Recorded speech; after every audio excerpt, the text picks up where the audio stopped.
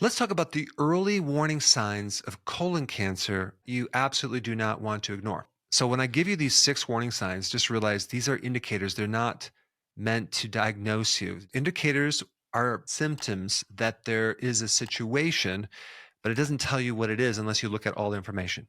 But here's the thing: 50% of the time, there is no early warning signs.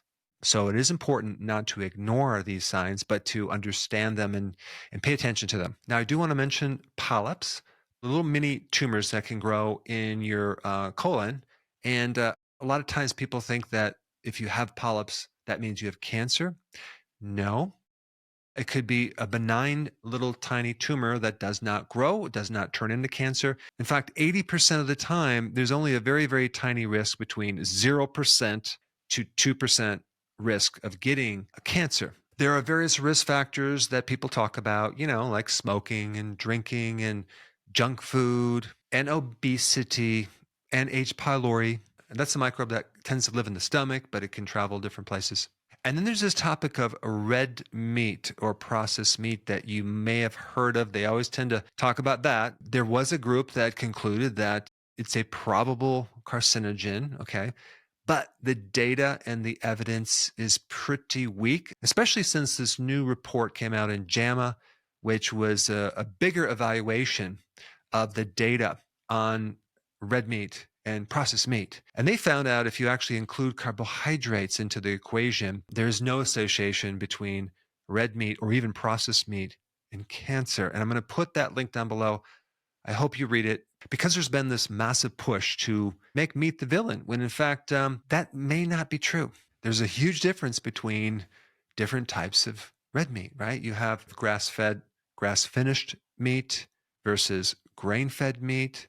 Did they evaluate those two? No. They lumped everything in together, and their evidence was based on observational studies using questionnaires. And they ignored a lot of the data into this evaluation. And from my viewpoint, my opinion, uh, I do not think that red meat puts people at risk for cancer.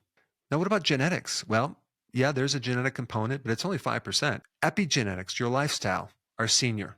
And what you do, what you eat, your environment can control your genes. And then that leads us to this microbiome being out of balance. 80% of your immune system is these microbes in your gut. Your immune system is what protects you against cancer. I mean, look at another thing: antibiotics. In one report, it was like it increased your risk by 45%. So anything that can alter your microbiome in a negative way can put you at risk. So you want to look at what causes inflammation in our gut, right? What can that be? Well, you have gluten, you have certain foods, seed oils, all these things can create inflammation in your gut. And then that can create a cascade and create alteration in this microbiome. But the microbiome can keep viruses in check. So, and I'm going to get to this, but when you eat food, you're really eating for two, okay? Your own cells and your microbiome.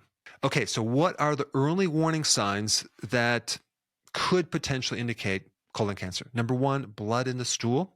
Okay, that's number one. But if there's blood in the stool deeper in your digestive tract, by the time it gets out, it's no longer going to be red, it'll be black. Number two, anemia. Okay, you're anemic, yet there's no reason to be anemic.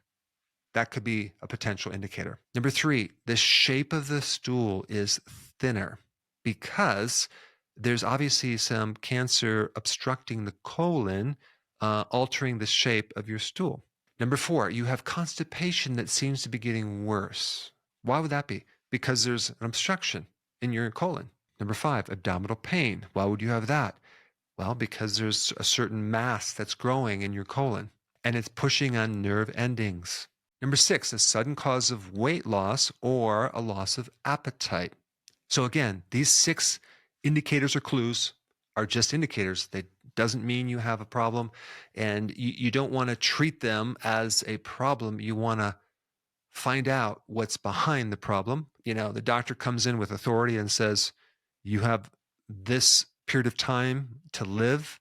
And it's interesting how people tend to live that particular time. You're in a state of confusion. Everyone's telling you to do this or do that. And what do you do? Especially based on this particular person who should have been dead 6 years ago because he had a stage 4 cancer. And the prognosis of stage 4 cancer is like weeks to months. He should have been dead 6 years ago. He's still alive. And it'd be very important to study what he did. But we're going to talk about how to potentially avoid cancer. Okay. What are some things you can do? As far as antibiotics, avoid those if you possibly can. And if you have to take antibiotics, definitely fortify with a good probiotic. I think intermittent fasting and periodic prolonged fasting is essential. Why?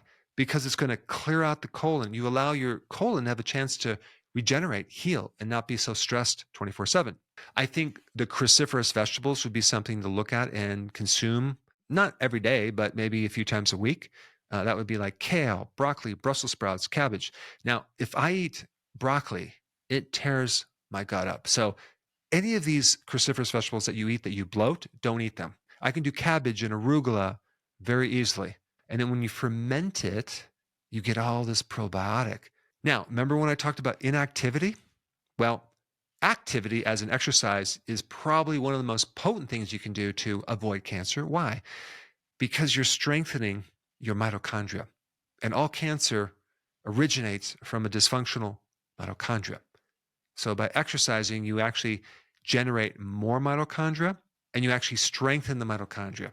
Things like garlic, thyme, sage, different spices, I think you should start putting those on your meat or your salad. You want to avoid certain things that create inflammation, like gluten and grains and seed oils and junk foods. And also, one point about inflammation is cancer tends to grow into areas of inflammation. Now, I think there's a lot more to be learned about the microbiome. And if you have not seen this video right here, I think you'll enjoy it.